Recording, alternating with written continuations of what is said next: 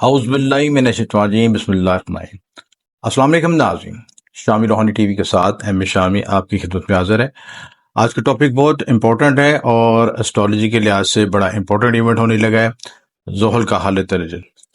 और रेट्रोकेशन तो आप आमतौर पे मोस्टली होती रहती है सैटर्न की और दूसरे प्लैनेट्स की, लेकिन उसके साथ दूसरे प्लैनेट्स की एनर्जीज भी बड़ी डिस्टर्ब हुई हुई हैं। कुछ जगह पर मार्स केतु का कंजक्शन बना हुआ है, ठीक है, और मरकरी भी रेट्रोगेट हो रहा है, हो चुका है। और ये सारी चीजें एनर्जीज मिलके बड़ी डिस्ट्रक्शन पैदा करेंगे सिर्फ, तो उसकी इंटेंसिटी में बढ़ जाएगा, इजाफा हो जाएगा। और कई बरूज की 60 दोबारा शुरू हो जाएगी या ढैया दोबारा एक्टिवेट हो जाएगा, और कईयों को कुछ देर के लिए रिलीफ भी मिल जाएगा, क्योंकि सैटर्न जब आगे रेट्रोगेट होता है तो पिछले घर के असरात देने शुरू करता है, पिछले घर का इफेक्ट देना शुरू करता है। तो कुछ लोगों को ये इसमें सपोर्ट मिलती है कि जो उनके पेंडिंग कर्मा या पेंडिंग काम रह गए थे वो दोबारा मुकम्मल कर सकते हैं। और अगर उन्होंने इस वक्त से फायदा ना उठाया, क्योंकि जोल आपको मौका देता है कि आपकी जो कमी रहेगी उसको रिकवर कर लें, और अगर जो उस मौके को जाया करते फिर वो दोबारा दोबारा मौका आपको 30 साल बाद मिलेगा। तो जिंदगी बड़ी इंपॉर्टेंट है, उसकी टाइमिंग पीरियड बहुत इंपॉर्टेंट है। उनके हालात वाक़े को समझें, जल्दबाजी में कोई फैसला न करें, सब्र और तहम्मुल के साथ सोच समझ के और इम्पोर्टेंट डिसीजंस को देख के चलें। इस वीडियो में हम डिस्कस करेंगे 12 बुरूज को, डिस्कस करेंगे 12 बुरूज के लिहाज से सैटर्न की क्या पोजीशन आनी, क्या इफेक्ट आएगा, और उनकी रजत उनके किन घरों पे पड़ेगी, उसके क्या इफेक्ट्स आएंगे। सैटर्न की 3 बुनियादी नजरात होती हैं, तीसरी, 7वीं, 10वीं। जोहल जो अपने घर में जब हालत जोहल में रजत में आता है तो पिछले घर के इफेक्ट आता है, और इस हालत में जोहल जमीन के बहुत करीब तरीन हो जाते हैं। जिन जायचों में हालत रजत होती है वहां पे उनकी पोजीशन बेहतर होती है, वहां पे अच्छे रिजल्ट देता है। अच्छे रिजल्ट इस सूरत में देता है कि अगर अच्छी पोजीशन में बैठे हैं, और अगर नेगेटिव पोजीशन में बैठा है तो उसकी इंटेंसिटी बढ़ जाती है। तो दोनों सूरत हाल में देखना पड़ता है कि जोहल की पोजीशन क्या है, जोहल आपके पैदाइशी जायचे में कहाँ पे बैठा है, किस नक्षत्र में बैठा है, किस डिग्री में बैठा है, और उसकी नमाज में पोजीशन क्या है, D9 चार्ट में क्या पोजीशन है, और कौन सी दशा चल रही है। और सबसे ज्यादा इफेक्ट उस चीज का उन लोगों को आता है जिनके जायचे में जोहल की दशा या अंतर्दशा चल रही होती है। तो ये बड़ा इंपॉर्टेंट टाइम है, इस लिहाज से बहुत इंपॉर्टेंट फैसले, जिंदगी के अहम फैसले करने लगे, शादी, रोजगार, तलीम, सफर, बहुत देखभाल के करें। अपना जाती जायचे का एनालिसिस जरूर करवाएं, जोहल की तिलिस्मा जरूर करें। जोहल की तिलिस्मा जोहल होती है, उसको गले में जरूर पहने, पर्स में रखें, ताकि उस नेगेटिव एनर्जी से बच सकें। अगर मंगवाना चाहते हैं हमारे अदारे से मंगवा सकते हैं। इसके अलावा हर सितारे की लो बनाई जाती है, मरकरी की बल्कि शर्फ की चल रही है, जुपिटर का शर्फ भी चल रहा है, उसकी भी बना सकते हैं। 12 अगस्त को स्पेशल डिग्री से गुजरेगा, उससे भी बनवा सकते हैं। और इसके अलावा जो है खास वक्त शर्फात में शम्स के ओज शम्स का भी वक्त चल रहा है, ओज जोहरा का भी चल रहा है। तो इस जुलाई का महीना बड़ा इंपॉर्टेंट है, तो उस लिहाज से आप सारी चीजों से बेनिफिट हासिल कर सकते हैं चीजें। तो रेट्रोगेशन के लिहाज से क्या इफेक्ट आएगा इस चीज का, कि आप देखें कि सबसे पहले हम बुर्ज हमल को डिस्कस करेंगे। बुर्ज हमल की जो 60 शुरू हो गई थी उसमें थोड़ा सा रिलीफ मिल जाएगा। बुर्ज हमल में जोहल जो है 12वें घर में बैठा है, अगर मून साइन से उनकी 60 शुरू हुई थी तो अब इनको रिवर्स होगा तो 11वें घर का रिजल्ट मिलेंगे, इनको बेनिफिट मिलना शुरू हो जाएगा। कई मामलों में बेनिफिट जो एफर्ट्स की, हार्ड वर्किंग की, उसका रिजल्ट मिलना शुरू हो जाएगा। बड़े बहन भाई से बेनिफिट मिलेगा, सोशल नेटवर्किंग में इजाफा होगा, और इन्हें ये मौका मिलेगा कि अपनी गलतियां सुधार सकें।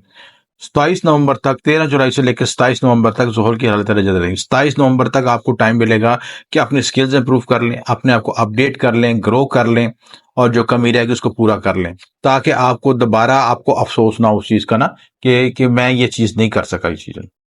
तो ये 11वें घर का रिजल्ट देना शुरू हो गया। 11वां घर किस चीज का होता है, जो जिंदगी में एफर्ट्स की होती हैं उसका आपको रिजल्ट मिलना शुरू हो जाता है, तो सारी तरह से बेनिफिट होगा उसमें से। उसके बाद टॉरस है, 11वें घर में रेट्रोकेशन होगी और 10वें घर का रिजल्ट देगा। 11वें घर का मतलब यह है कि अच्छा, बाज हालतों में ये दोनों घरों का रिजल्ट देता है, बाज हालतों में जो है 10वें घर का रिजल्ट देता है। तो 10वें घर का भी रिजल्ट मिलेगा तो आपको ये देखना है कि अपने कैरियर में क्या कमी रह गई है, कैरियर प्रोफेशन ग्रोथ में क्यों कमी रह गई है, कोई स्किल्स की कमी रह गई है, कोई डिग्री की कमी रह गई है, क्या चीज रह गई जो आपके प्रोफेशन में कमी, उसको रिकवर करो। उसको अपडेट करो, अपग्रेड करो, ताकि आपको जब ये आगे फॉरवर्ड हो तो 11वें घर के मैक्सिमम रिजल्ट दे सके।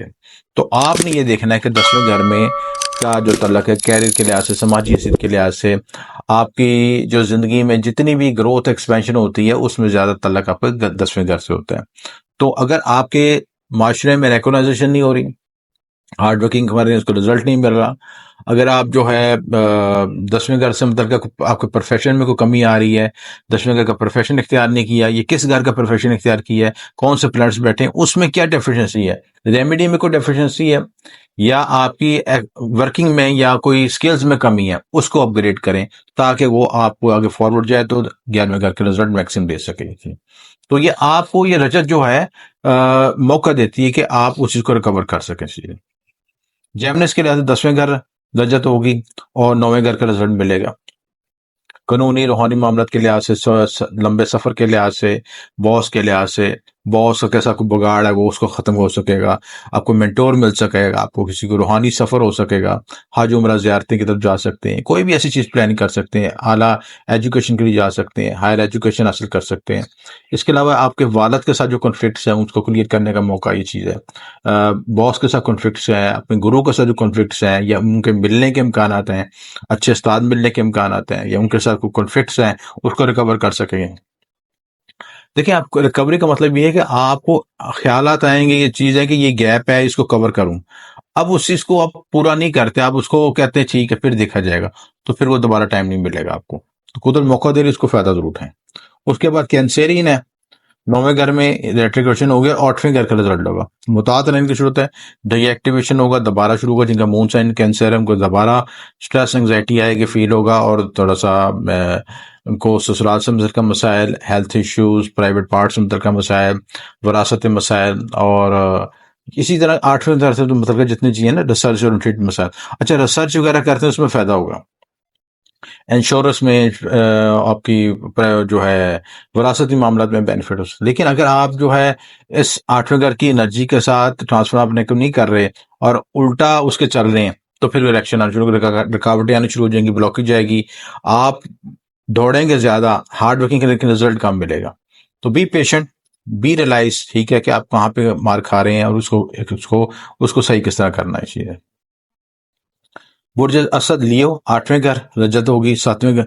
अच्छा, 8वें घर में ये रेट्रोगेट होगा तो उनको थोड़ा रिलीफ मिल जाएगा, ये रेट्रो जो है दैया का रिलीफ मिलेगा चीजें, क्योंकि 7वें घर में आएगा तो 7वें घर का जो हस्बैंड वाइफ का रिलेशनशिप तो थोड़ा सा उतार चढ़ाव हो सकता है। लेकिन 8वें घर की जो नेगेटिव एनर्जी चल रही थी, ब्लॉकेज कामों में आ रही थी, मेंटल तौर पर डिस्टर्ब हो रहे थे, एंग्जाइटी फील हो रही थी, अच्छा, और कुछ ऑपरेशन की तरफ भी गए, कुछ बीमारियों की तरफ भी गए, उनसे आपको बचाव हो सकेगा, उसमें आपको स्पेस मिलेगी जैसा।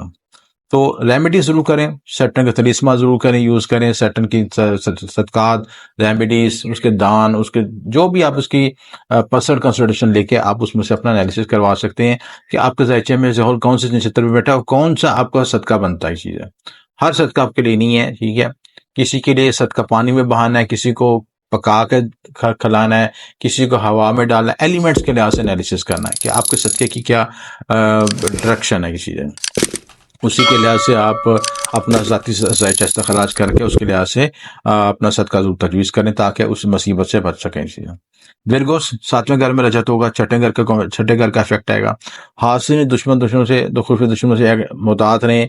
मुतात अफराद जो आपके साथ बैक बैटिंग करते हैं या आप लेग पुलिंग करते हैं, चीज़ों में मुतात हैं, कर्ज लेन देन में मामला में मुतात हैं, कर्ज के मसाइल हल हो सकेंगे, कर्ज मजीद लेने के मौके भी मिलेंगे, मजीद कर्ज ना हासिल लें ताकि पहले मुश्किल से उतरा तो आप मजीद उसको किसी मसाइल का शिकार ना हो सकता। अलबत्ता अगर आप कोई उसको कंस्ट्रक्टिव काम में, प्रॉपर्टी के लेन देन में, मकान बनाने में, चीज़ों में खर्च कर रहे हैं, जिसको आपको पता है कि मैं उतारूंगा तो मुझे एक एसेट जनरेट हुआ हुआ मेरा, तो वो उसमें आप उसको यूज कर सकते हैं चीज़। कंपटीशन का मौके मिलेंगे, कंपटीशन में आप विन कर सकते हैं, सारे मामले बेनिफिट होगा। मिजान के लिहाज से छठे घर, ठीक है, छठे घर रेट्रोगेशन हो गई, खुफिया दुश्मन हासिल में मुतात रहे, हेल्थ इश्यूज में मुतात रहे। 5वें घर में आएगा तो औलाद मोहब्बत नाम के नाम से मुतात रहे, बच्चों के साथ मिसअंडरस्टैंडिंग हो सकती है, बच्चों के साथ कोऑर्डिनेशन को बेहतर करें चीज़ें, और जो रिलेशनशिप है, लव रिलेशनशिप है, इमोशंस रह रहे हैं, उनमें से कोशिश करें ऐसी कमिटमेंट्स ना करें जो पूरी ना कर सके, उनको बैलेंस करके चलें चीज़ें। तो अगर आप स्टॉक एक्सचेंज में हैं और कोई ऐसा जंप लगाने की कोशिश कर रहे हैं तो पहले इसको पर्सन आईचे को वैलिडेट कर लें ताकि वो आपके हक में बेहतर है, या नहीं तो फिर वो आगे लेके चलें इसे सर। उसी तरह आप जो है इसके बाद स्कॉर्पियो से 5वें घर में रेट्रोगेशन होगा और इनका ये चौथे घर में पीछे आएगा तो ढैया दोबारा एक्टिवेट हो जाएगा, जिनका स्पेशली मून साइन के लिहाज से ये वीडियो मैं वैदिक एस्ट्रोलॉजी के मून साइन और सैटर्न साइन दोनों पे बेस पे बना रहा हूँ सर। इसलिए जब भी मेरी वीडियोस होती हैं वो वैदिक एस्ट्रोलॉजी के बेस पे होती हैं, जो कि ज्यादा ऑथेंटिक नॉलेज है और ज्यादा उसमें ग्रिप है और ज्यादा डिटेल उसमें पता चलता है, और उसकी वजह पता चलती है कि ऐसा हो क्यों रहा है। जब आपको वजूहत पता चलना शुरू हो जाए ना, पेंडिंग कर्मा पता शुरू हो, तो आप उसको, आपके पास गुंजाइश होती है कि आप उसको उस चीज को रिकवर कर सकें। तो वेस्टर्न एस्ट्रोलॉजी में पता नहीं चलता कि हमारे साथ इवेंट हो रहा है, ये मसला है, तो उसके पीछे पेंडिंग कर्मास कौन है। तो वो पेंडिंग कर्मा को आइडेंटिफाई इसमें वैदिक एस्ट्रोलॉजी में होता है, उसमें क्लियर करना जरूरी है। वो उस मसले को आप हल करेंगे, उस चीज को, उस मर्ज को पकड़ेंगे जड़ से, तो आपको मसला हल हो जाएगा। इसलिए कॉज के लिहाज से फोर्थ चौथे घर में डे शुरू हुआ होता, रजत होगी, रेट्रोगेशन होगा, तीसरे घर में होगा। करीबी रिश्ते और बहन भाइयों से मुतात रहे हैं, कुछ खिलाफत आ सकते हैं, ताजड़ा हो सकते हैं, छोटे सफर हो सकते हैं। इसलिए और आपका सब कॉन्शियस लेवल में थोड़ा सा डिस्टर्ब होगा, बेचैनी फील होगी, कोई हेल्थ इश्यूज भी आ सकते हैं, थोड़ा सा इसमें मुतात रहने की जरूरत है। कैप्रिकॉन्स तीसरे घर रजत होगी, रेट्रोगेशन होगा, इनकी दोबारा सारस्वती एक्टिवेशन होगी। ये जो टाइम पीरियड बताया 13 जुलाई से 27 नवंबर तक, थोड़ा सा दोबारा इनको नए हालात वाकई से गुजरना पड़ेगा। तो सारस्वती दोबारा एक्टिवेशन होगी दूसरे घर में, तो इनको मुतात रहने की जरूरत है, बोलचाल के लिहाज से, खाने पीने के लिहाज से, रिलेशनशिप के लिहाज से, फैमिली इश्यूज के लिहाज से मुतात रहें। कोई भी क्लैश, परेशानी, रफे पैसे का मामला, लेन देन के मामला, सब चीजों में मुतात रहें। जल्दबाजी में ऐसा फैसला, गलत गलत फैसला हो सकता है, मुतात रहें उसमें। एक्वेरियस के लिहाज से सेकंड हाउस में होगा, इनकी साढ़ चल रही है, साढ़ के लिहाज से जो है दोबारा ये सेकंड हाउस में आएगा। तो आपको जो है इसमें पे पैसे लेन देन के मामले में मुतात रहना चाहिए। और रजत के बाद जो है फर्स्ट हाउस पे इफेक्ट आएगा, तो आपकी मेंटल कैपेसिटी और जो जेन पे स्ट्रेस एंजाइटी पैदा करेगा। चीज़ गलत फैसले हो सकते हैं, बेचैनी पैदा हो सकती है, थोड़ा सा मुतात रहने की जरूरत है इस मामले में। चाहिए पाइसिस के लिहाज से रेट्रोगेशन होगी फर्स्ट हाउस में और 12th हाउस के इफेक्ट आएगा पीछे, तो अखराजात में इजाफा हो सकता है। अब अलबत्ता बैरून मुल्क सफर हो सकता है, बैरून के साथ कोऑर्डिनेशन अच्छे हो सकते हैं, उनके से लेन देन के मामला हो सकते हैं, कॉन्टैक्ट्स हो सकते हैं, बेनिफिट हो सकते हैं, इमिग्रेशन हो सकती है, इन चीज़ों में बेनिफिट हो सकता है। अलबत्ता सब कॉन्शियसली लिहाज से डिस्टर्ब हो सकते हैं, बेडरूम में इख्लाफात हो सकते हैं, बेडरूम लाइफ, पर्सनल लाइफ मुतासर हो सकती है, नींद के मसाइल हो सकते हैं, बेख्वाबी की कैफियत हो सकती है, ये सारे मामला हो सकते हैं। इसलिए तो सन सारे मामला को 12 बरूज को हमने डिस्कस किया है। ये आपको एक बर्ड आई व्यू दी है, एक बेसिक गाइडलाइन दी है, पर्सन जायचे में एनालिसिस हुआ कि आपको जायचे में जोहर की पोजीशन क्या है, जोहर किस डिग्री पे बैठा है, किस नक्षत्र में बैठा है, किस घर में बैठा है, इसके अगले घर में कौन से, पिछले घर में कौन से, ट्राइन में कौन से बैठे हैं, दशा कौन सी चल रही है, अंदर दशा कौन सी चल रही है, D1 में, D9 चार्ट में क्या इसकी पोजीशन है, सब चीजों को वैल्यूएट करके फिर उसका रिजल्ट निकाला जाता है। तो ये टेक्निकल बातें होती हैं जो कि हम सारी इस वीडियो में डिस्कस नहीं कर सकते। पर्सन जायचे में हम एनालिसिस करते हैं और उसी की फीस ली जाती है, उसकी मेहनत की जाती है, उस पर रिसर्च वर्क किया जाता है ताकि आपको सही गाइडलाइन दी जा सके चीज़ें। तो अगर आप पर्सन जायचा बनवाना चाहते हैं तो ये नंबर पर रब्ता कर सकते हैं। आपका शुक्रिया। मैं